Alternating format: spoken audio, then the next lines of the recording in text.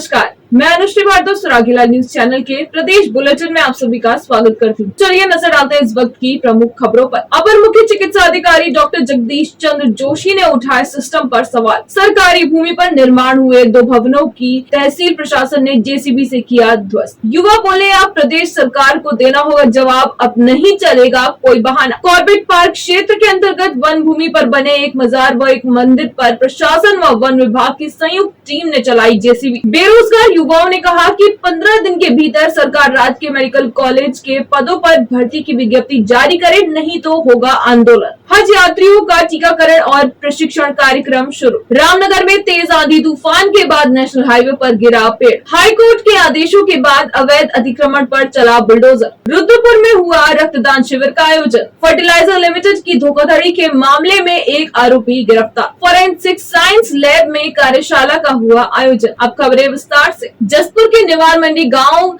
के एक निवासी व्यक्ति द्वारा गांव में अतिक्रमण हटाने को लेकर हाईकोर्ट में पीआईएल डाली गई थी, जिसमें हाईकोर्ट के आदेशों के बाद आज अवैध अतिक्रमण पर बुलडोजर चलाया गया। वहीं पूर्व में जसपुर के जल विभाग द्वारा गांव में चिन्हीकरण कर 20 मकानों को नोटिस दिया गया था, वह आज अवैध अतिक्रमण पर प्रशासन का बुलडोजर चलाया गया। आपको बता दें, कार्रवाई के दौरान ग्रामीण रोते बिलखते नजर आए। संवाददाता दीपक चौहान की रिपोर्ट।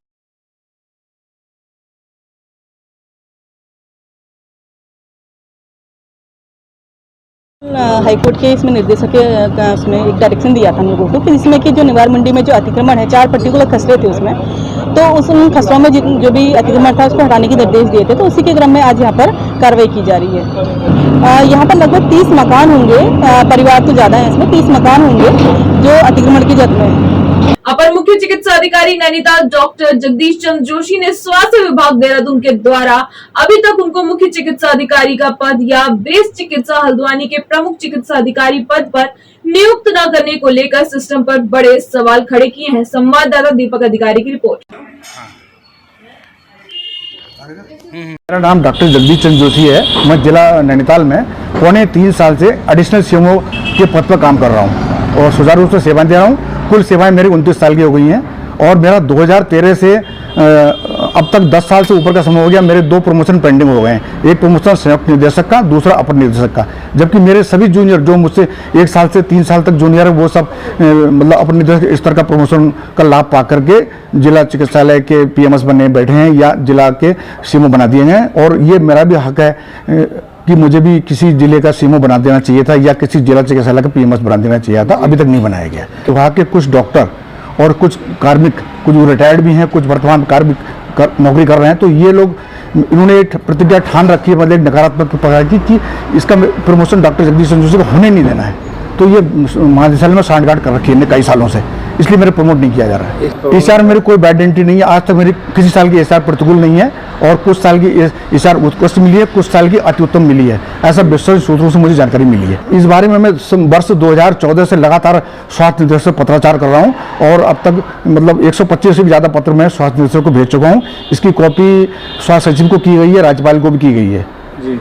तो अभी तक कोई कार्रवाई नहीं हुई है और कार्रवाई कोई सूचना मुझे नहीं दी गई कि मेरी प्रमोशन संबंधी क्या कार्रवाई की गई है। जो पेंडिंग रह गया तो रह ही गया, कोई ध्यान नहीं दिया जा रहा है। बातचीत मैं पत्रों के माध्यम से पत्र भेजता रहता हूँ, तो उसमें जो है वो एक आध बार उन्होंने ये कहा कि आपका 2020 में हमने स्थगित कर दिया है क्योंकि आपकी सीआर कैसी हमें पता ही नहीं है, ये हमको महानिदेशक कह रही हैं।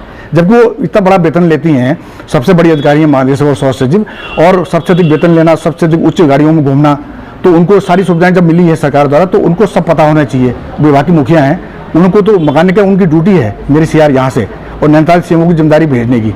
कहीं कुछ गड़बड़ हुआ तो इन लोगों की गड़बड़ है।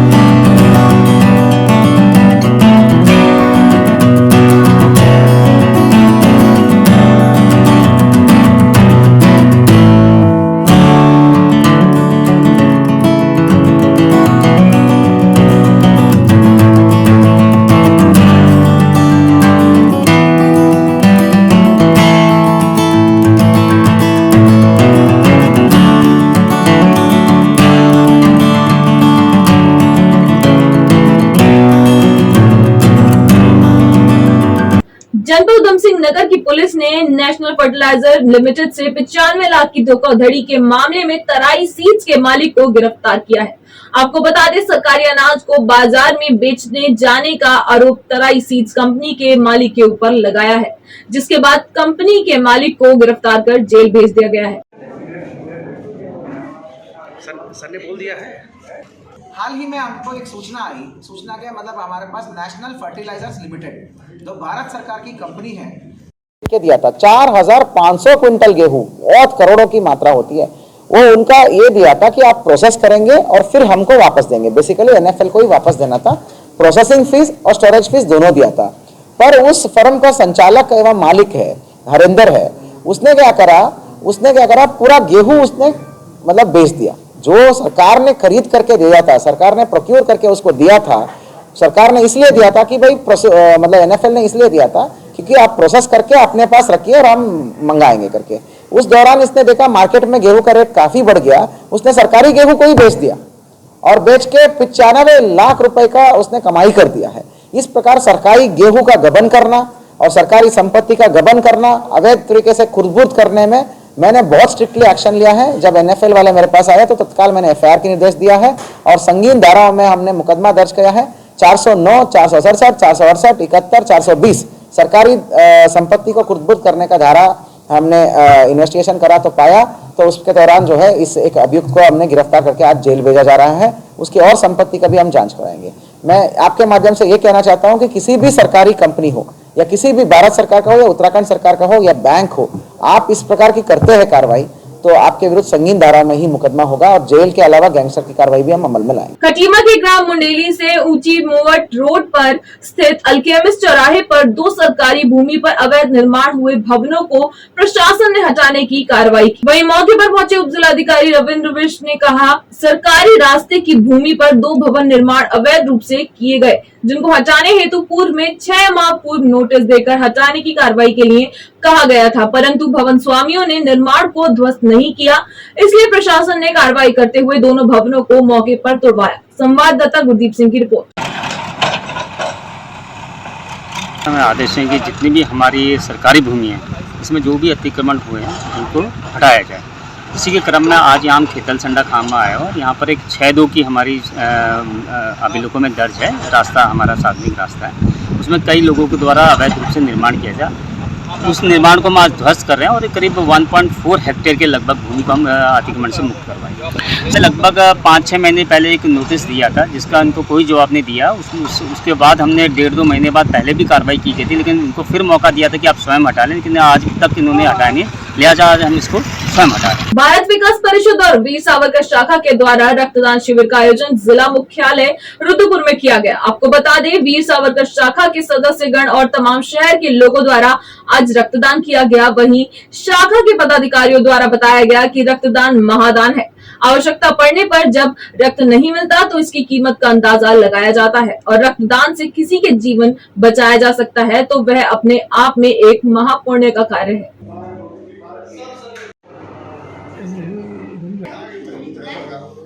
बेसिकली रक्तदान एक महादान है और सबसे बड़ा दान माना जाता है और जिले में इसकी रक्त की कमी को देखते हुए वीर सावरकर शाखा का प्रथम सेवा का काम रक्तदान के रूप में किया गया है।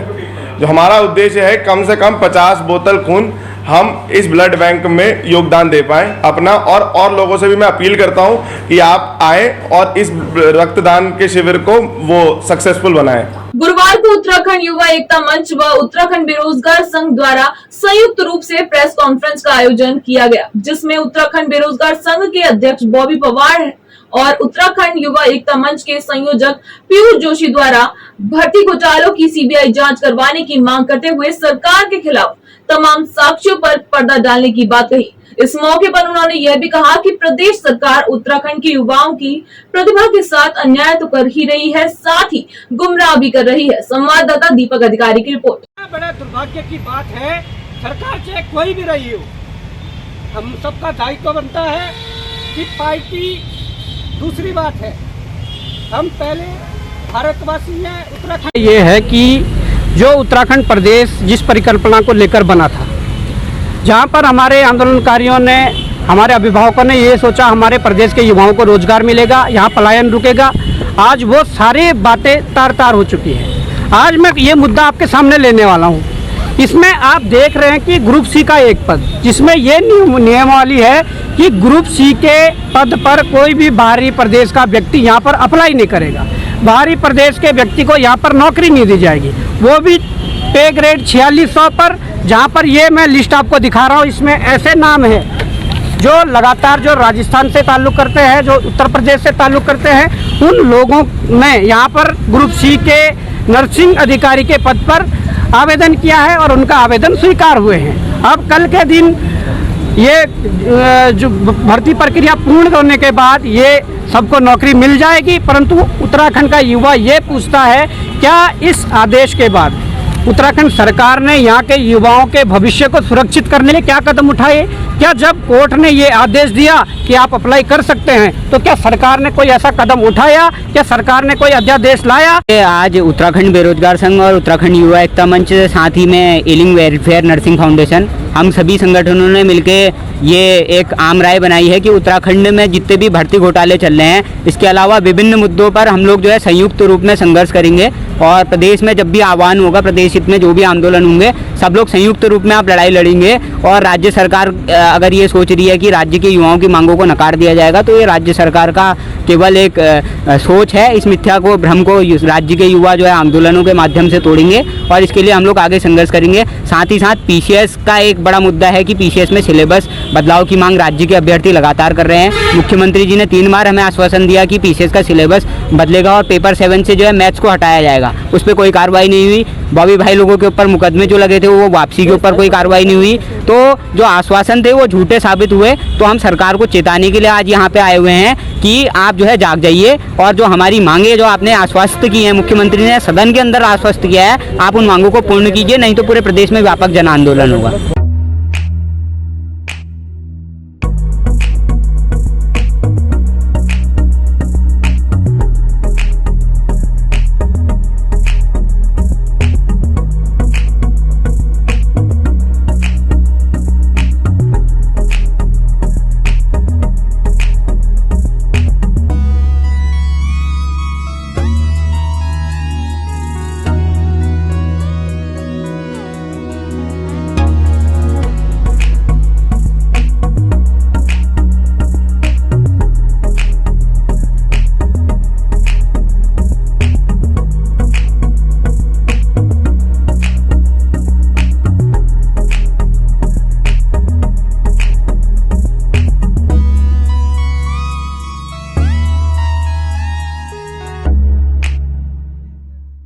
प्रदेश के मुख्यमंत्री पुष्कर सिंह धामी द्वारा सरकारी भूमि पर अवैध रूप से कब्जा कर धार्मिक संरचनाओं के निर्माण के खिलाफ कार्रवाई का ऐलान करने के बाद प्रशासन पूरी तरह से मुस्तैदी के साथ इन अवैध अतिक्रमण हटाने में जुटा हुआ है। जिस क्रम में गुरुवार को कॉर्बेट टाइगर रिजर्व की ढेला रेंज के अंतर्गत वन भूमि पर अवैध रूप से अतिक्रमण कर धार्मिक संरचनाओं का निर्माण करने के खिलाफ सीटीआर एवं पुलिस व स्थानीय प्रशासन ने संयुक्त रूप से अभियान चलाया। संवाददाता कैलाश सोयाल की रिपोर्ट।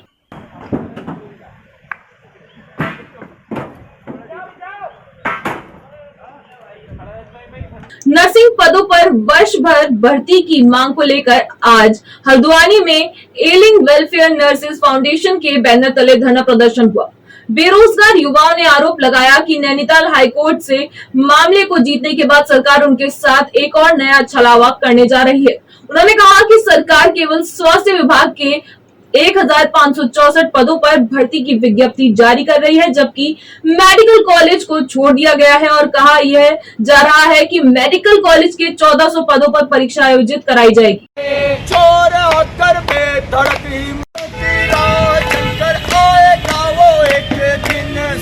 कॉलेज के जो लगभग 1400 पद हैं उस पर अभी तक विज्ञप्ति जारी नहीं हुई है और आज एक स्टेटमेंट गवर्नमेंट की आई है कि मेडिकल कॉलेज के 1400 पदों पर जो फाइल थी वो वित्त विभाग ने वापस कर दी है और उस पर अब एग्ज़ाम होगा।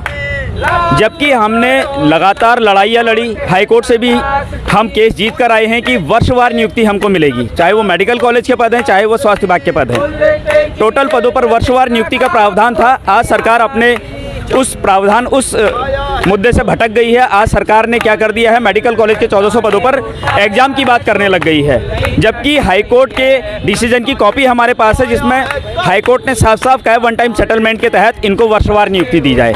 लेकिन सरकार जिस तरीके से स्वास्थ्य विभाग के 1564 पद तो निकाल दिए हैं, लेकिन मेडिकल कॉलेज के 1400 पदों पर अभी तक सरकार मौन धारण किए हुए है। ये सरकार कहीं ना कहीं वहाँ से कुछ गलत करना चाहती है। अगर वर्षवार नियुक्ति देती है सरकार मेडिकल कॉलेज के 1400 पदों पर, तो उस पर कोई भ्रष्टाचार नहीं हो सकता है। देखिए सर, हम पिछले 2012 में वैकेंसी आई थी, उसके बाद कोई वैकेंसी नहीं निकाली सरकार ने।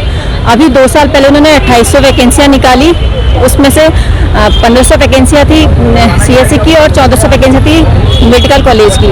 लेकिन उन्होंने सिर्फ 1500 वैकेंसी में ही सीनियरिटी वाइज करवाया, बट 1400 वैकेंसी में वो कह रहे कि अब एग्ज़ाम होगा। बट उससे पहले इन्होंने ये कहा था कि जो 2800 वैकेंसी सारी आई है सब में सीनियरिटी वाइज होगा। पहले इन्होंने हमें पढ़ने नहीं दिया कि सीनियरिटी वाइज हो जाएगा, लेकिन अब कह रहे कि एग्जाम होगा। 1 महीने में कौन इंसान पढ़ के एग्जाम दे देगा? या तो आप पहले से ही उसमें डटे रहते कि एग्जाम होगा, कि आपको पढ़ाई करनी है, बट आपने पहले बोल दिया सीनियरिटी वाइज है, सब कुछ क्लियर हो गया, लास्ट में आप बोले कि एग्जाम दो। हम 1 महीने में कौन पर्सन ऐसा जो 1 महीने पढ़ के देखे? मंत्री जी 1 महीने पढ़ के एग्जाम दे देंगे? कोई नहीं दे सकता, क्योंकि देखिए सब लोग अपनी जॉब में है, टाइम निकाल के पढ़ाई करते थे। उसमें भी उन्होंने बैन लगा दिया कि चलो सीनियरिटी वाइज होगा। तो हमने पढ़ना होता ही है, एक नॉर्मल पढ़ना अलग चीज़ है, एग्जाम के लिए पढ़ना अलग चीज़ है। हमें नॉलेज बहुत कुछ है, लेकिन एग्जाम में नॉलेज वो नहीं आती। एग्जाम में नॉलेज बुकिंग नॉलेज आती है जो उसको पढ़ना पड़ता है। 1 महीने में कोई सक्सेस नहीं हो सकता। इसलिए हम मंत्री जी से इतना कहना चाहते हैं, अगर हमने 1500 वैकेंसी सीनियरिटी वाइज निकाली है तो 1400 वैकेंसी में आप इतना अत्याचार क्यों कर रहे हो हमारे साथ? वो भी सीनियरिटी वाइज निकाली, जबकि गवर्नमेंट से हम हाई कोर्ट जाके वो पास हो चुका है कि सीनियरिटी वाइज ही होगा, उसके बाद ही कुछ नहीं। हल्द्वानी से हज यात्रा पर जाने से पहले चयनित हज यात्रियों का टीकाकरण और प्रशिक्षण कार्यक्रम का आगाज हो गया है। इस दौरान हज यात्रियों ने बढ़ चढ़कर टीकाकरण कराया। मदरसा इशातुल पार्क में आयोजित टीकाकरण और प्रशिक्षण कार्यक्रम में हज समिति अध्यक्ष खदीब अहमद, अध्यक्ष आदर्श अल्पसंख्यक आयोग, उपाध्यक्ष मजहर नवाब ने हज यात्रियों को मुबारकबाद दी।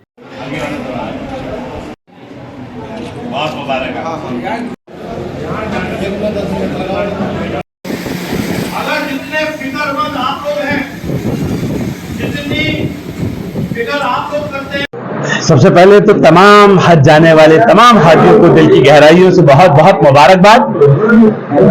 अब अपने एक एक पैसे को जोड़ के हक हलाल की कमाई से हाजी हज करने के लिए जाता है, और अब सब्सिडी भी उसने खत्म कर दी, और अच्छी बात है वो विदाउट सब्सिडी हज करने के लिए जा रहा है। हज कमेटी ने अपने बहुत खूबसूरत इंतजाम किए हैं, मुकामी लोगों ने बहुत खूबसूरत इंतजाम किए। मैं दिल की गहराइयों से सबको बहुत बहुत मुबारकबाद पेश करता हूं, और सब लोगों से हम लोगों ने भी आग्रह किया है कि जब वहां जाएं तो आप हिंदुस्तान के रिप्रेजेंटेटिव होंगे, लोग आपको हिंदी कह के पुकारेंगे, तो आप इस तिरंगे की आन बान शान का ख्याल रखिएगा। मेरे मुल्क की हिफाजत करने वालों की हिफाजत की दुआ कीजिएगा। मेरे मुल्क में अमन चैन बना रहे, आपसी प्यार और मोहब्बत सौहार्द बना रहे, उसकी दुआ कीजिएगा। तमाम हाजियों ने लब्बैक कहा है। एक बार पुनः सब लोगों को दिल की गहराइयों से तमाम हाजियों को बहुत बहुत मुबारक। आज जो टीकाकरण का कार्यक्रम है, मैं इसमें हमारे जो राज्य मंत्री हैं नवाब साहब, इनके द्वारा यहाँ पर व्यवस्था की गई है, मैं इनका शुक्रिया अदा करूंगा। हमारे साथ वक्फ बोर्ड के चेयरमैन हैं शादाब समझी, वो लगातार मेरे साथ रह रहे हैं व्यवस्थाएं देखने में या जो भी जरूरत है उनको समझने में। सरकार द्वारा सबसे बड़ी उपलब्धि तो हम ये कहेंगे कि इस बार सबसे ज्यादा कोटा जब से उत्तराखंड बना है, तो माननीय मुख्यमंत्री जी का भी प्रयास रहा कि हमारे प्रदेश से ज्यादा हाजी इस बार हज यात्रा पर जाएं, तो मैं उनका भी शुक्रिया अदा करूंगा कि इस बार सबसे ज्यादा हज यात्री यात्रा पर जा रहे हैं। और पिछली बार जो हज यात्री गए थे उनको हमने पत्र भेजकर फीडबैक लिया था। पिछली बार जो भी परेशानियां दुश्वारियां रही थी उसमें अब इस बार हम कोशिश कर रहे हैं कि वो परेशानियां ना रहें। जो खादिमुल हुज्जाज का जो चयन हुआ है उनके जरिए से हम ये सबको बतलाने की बात कर रहे हैं, कोशिश कर रहे हैं कि जो वहां पर हज यात्री जाएंगे उनको पूरी तरह से व्यवस्थित रखा जाए, उनकी परेशानियों को दूर किया जाए। और हम भी अपनी एक बुकलेट जो हमने जारी की है हज यात्रा से संबंधित, उसमें भी हमने अपने नंबर दर्ज कर दिए हैं और सब हाजियों को बता रहे हैं कि अगर कभी भी किसी को कोई परेशानी आती है तो इन नंबरों पर आप फोन जरूर। पिछली सरकारों में जो भी कमियां थी, आज उस सारी कमियां दूर की गई हैं और मैं अपने मुख्यमंत्री और अपने हज कमेटी के अध्यक्ष और हमारे भाई शादाब शम्स जी का शुक्रिया अदा करता हूं। आप लोगों ने मिलकर के इस योजना को बनाया है और योजना जिस तरीके से सरकार के द्वारा संचालित आपके हज को जाने वाले यात्रियों के लिए जो भी जरूरतें थी वो पूरी की गई हैं। इसके अलावा प्रदेश में जितने भी हाजी ने वो भरा है फॉर्म, मेरे ख्याल से 95% लोगों को चांस मिला है, 100% को चांस मिला है। जो हमारे वेटिंग में थे उन लोगों को भी चांस मिल गया, कोई भी महरूम नहीं रहा। जो अपनी वजह से नहीं गया, बीमारी की वजह से नहीं गया, वही महरूम रहा। इसके अलावा जो भी आज देख रहे हैं टीकाकरण का बहुत अच्छी व्यवस्था आपने की, हमारे जसपुर में भी हुई, देहरादून में भी आपने की, जगह जगह हाजियों को मौके उनके घर पर ही सारी सुविधाएं देने का काम हज कमेटी ने किया। मैं उसका तहे दिल से शुक्रिया अदा करता हूं। बुधवार की देर रात तेज आंधी व तूफान ने रामनगर में कई स्थानों पर जमकर तबाही मचाई। आंधी तूफान की चपेट में आने से सड़क किनारे लगे कई खोखे इसकी चपेट में आ गए, तो वहीं बगीचों में खड़ी आम और लीची की फसल को काफी नुकसान हुआ है। इसके साथ ही आंधी व तूफान के कारण नेशनल हाईवे 309 पर स्थित ग्राम चिल्किया के पास विद्युत पावर हाउस के सामने एक विशाल पेड़ बीच सड़क पर गिरने से सड़क के दोनों ओर घंटों तक यातायात बाधित हो गया। तो वहीं पेड़ की टहनियां बिजली की 33 केवी लाइन पर गिरने के बाद विद्युत की आपूर्ति करीब 2 घंटे बाधित रही। संवाददाता कैलाश सोयाल की रिपोर्ट।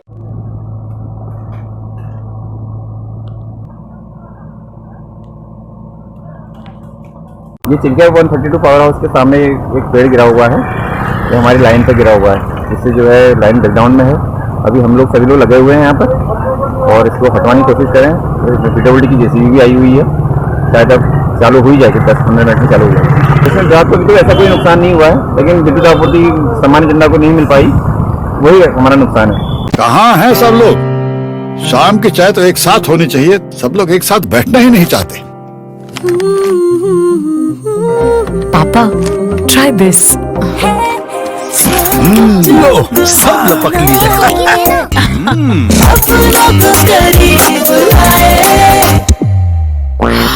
ये क्या हाल कर दिया है रूम का? बस कल से चाय मेरे रूम में।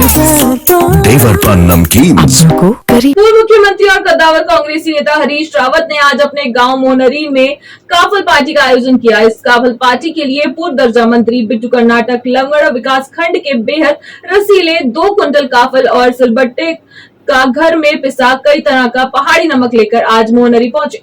संवाददाता हेमंत सिंह नेहरा की रिपोर्ट।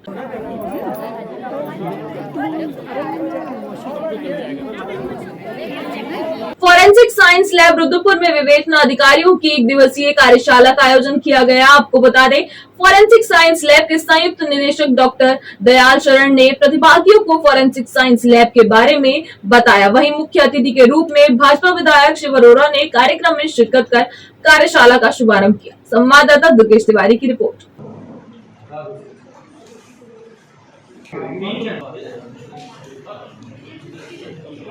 प्रमुख अधिकारी है, उनका फॉरेंसिक का प्रशिक्षण चल रहा है। निश्चित रूप से आज अपराधी को सजा दिलाने में फॉरेंसिक का सबसे बड़ा योगदान है, चाहे उसमें डीएनए हो या सेक्सुअल असॉल्ट हो। उसमें जितनी भी इन्वेस्टिगेशन फॉरेंसिक से होते हैं, उन्हीं एविडेंस के आधार पर न्यायालय अपराधी को सजा देते हैं। ये आज की हमारी न्याय व्यवस्था का महत्वपूर्ण अंग है। आज उसका प्रशिक्षण हुआ है। निश्चित रूप से फॉरेंसिक लैब के माध्यम से जो ये पुलिस विभाग को प्रशिक्षण दिया जा रहा, ये अपराधियों को सजा दिलाने में बहुत महत्वपूर्ण भूमिका दे रहेगी। और आज जो डीएनए अपराधियों को पकड़ने में सबसे बड़ा टूल होता है, उसकी डीएनए किट को भी पुलिस विभाग को वितरित किया गया। तो आज निश्चित रूप से जो आज रुद्रपुर फॉरेंसिक लैब में ये प्रशिक्षण चल रहा है, ये यहाँ उधम सिंह नगर जिले के पुलिस विभाग के लिए बहुत उपयोगी होगा। लोगों ने ये जनपद उधम सिंह नगर के आईओएस की कार्यशाला आयोजित की थी आज, और पूर्व में भी 2 बार हम लोग आईओएस की कार्यशाला 6 मई को और 8 मई को आयोजित कर चुके हैं हम लोग। और उसी क्रम में आज भी ये वर्कशॉप थी, डीएनए किट का प्रशिक्षण देना था हमारे जनपद के इंस्पेक्टर्स और सब इंस्पेक्टर्स को। तो उसी क्रम में हम लोगों ने आज यहाँ पे ट्रेनिंग दी है। इस डीएनए किट का वितरण का जो महत्वपूर्ण पहलू वो ये है कि घटना स्थल पर जो आईओज हैं, हमारे विवेचना अधिकारी हैं, वो वहाँ से डीएनए के केसेस में, रेप और मर्डर के केसेस में इस डीएनए किट के द्वारा वहाँ पे सैंपलिंग कर सकें और साइंटिफिक एविडेंस को कलेक्ट कर सकें और उसके कलेक्ट करने के बाद तत्काल प्रभाव से फॉरेंसिक साइंस लेबोरेटरी भेज दें वो लोग, जहाँ जांच हो और उसके बाद तदुपरांत जो है जल्दी से जल्दी विक्टिम को और जनता को न्याय मिल सके। फिलहाल के लिए बस इतना ही। प्रदेश से जुड़ी सभी खबरों को जानने के लिए जुड़े रहिए सुरागीला न्यूज चैनल से। धन्यवाद।